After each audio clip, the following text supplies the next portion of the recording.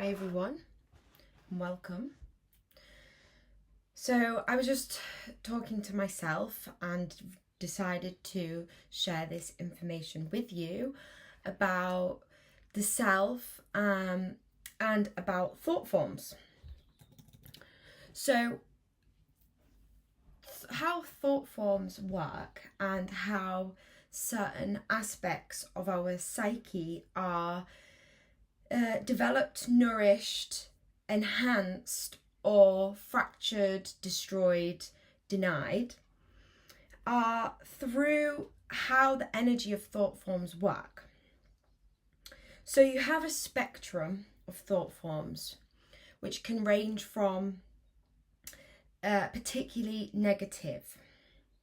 So I've been experiencing, for myself, something that I have regret and shame for, and trying to connect with this shadow part of myself without avoiding facing this thing that I have these guilty and difficult emotions in relation to.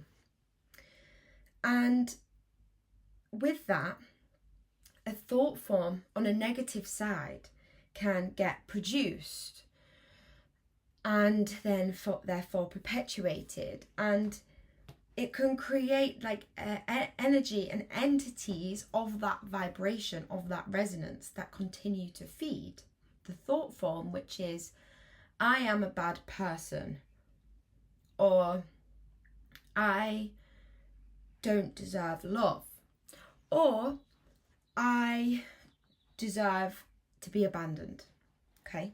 Which is a very, very old story, a very old wound that through time I am trying to connect with and process.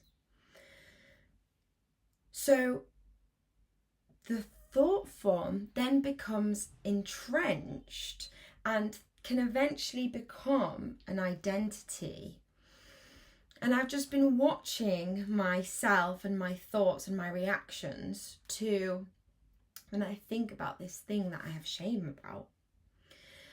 And the conflict of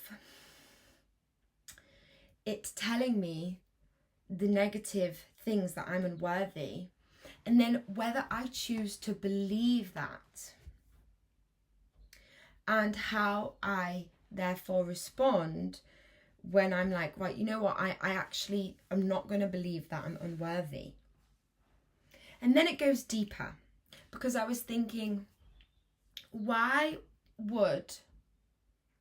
something else going on. There's something else going on about being a good girl. So another thought form, another narrative, another story that is a part of my egoic makeup or falsehood. Something that I get validation for, which is being good. And from that, I've created almost this entity, which in a way, when we create these entities in our mind, they become real, because we've willed it energetically to be a thing. But it's nothing to be afraid about, as you can equally, with your sovereignty, with your will, face whatever it is you've created in your mental body or your emotional body. Face it, feel it, and integrate it, and get to know it. And as you get to know something, when you know something, you're not afraid of it anymore. So I also see that I created this almost this benevolent figure in my mind, to do with karma, to do with kind of these higher beings that are real. We can connect to all different types of beings for different purposes, through angelic to demonic, for different purposes, okay? because you just connect resonantly with the energy. And I was seeing this like being my higher self, but that my higher self would reject me for this thing that I'm feeling shameful about, and that I will be stuck on the karmic wheel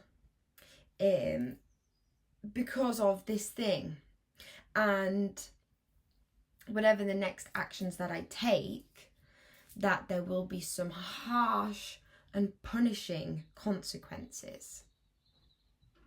So I've projected this figure, this benevolent but not fully benevolent, this conditional figure, quite like a parental figure, this entity, which is another thought form. So looking at this, you can see how the shadow goes deeper in its layers, and it's not just the first thing that we perceive. The first thing that I was feeling was shame, guilt, I'm a terrible person, fear. Okay, what's going to happen next? I'm going to be punished. And then I was thinking, okay, where is that coming from? Where is that thought form? That's an energy, that's an entity, that's a part of my identity, that is, I'm not good enough, I am, and this thing that I feel shame for is feeding this identity, because I'm identifying with the action. Okay? Even though these things are complex and multidimensional, and all the things we do in our life are to bring about more consciousness. That is literally it. It's not to be rewarded or to be punished. That is a kind of lower level, which isn't a bad thing, no judgment, but a lower level way of perceiving reality through this idea of reciprocity. It's like a give and a take between, I'm going to sit down, between you and then the universe, a God, a being outside of you. And ultimately, we are expressions of one being, aren't we? We are all expressions of the universe. We are just, I think there's a saying, we are just the universe in drag or something like that, which, it holds a lot of truth. So I lost my train of thought, and I don't edit these, so we'll bring you a bit closer in as I carry on. So what I am saying is, this give and take, this punishment reward, is these ways our shadow is woven and linked to deeper, more rooted perceptions of what makes us us. Our identity, where does it come from? And this external seeking of, this thing makes me like this, and this thing makes me like this, and this thing, when really, if we can take away our identity from the things that we do and can come back to our own identity within and this feeling of oneness, it now no longer is just to do with identity and who am I. We can see that the shadow wants to ultimately show us and reveal to us and tell us, you are a part of the whole creation, the whole divinity. You are both divinity and humanity together in an expression. And when you can create a union between your expression and your witness, now how you influence your actions is through awareness and openness. You choose to express, which means that channel between the emotional and mental body and then it being in reality is done through a witnessing state, an observer state. So you are conscious with what you are doing. And now things are no longer tied to good and bad. It's tied to understanding and context of what is presented to you, the observation and the witnessing of it, and how the response and the resonance that you have with something plays out. So, going back to clicking my neck, if you have a negative thought form, and if you want me to go into more details in other videos about like entities, thought forms, just more detailed depth, please let me know in the comments. But if you are having these thought forms, I am this,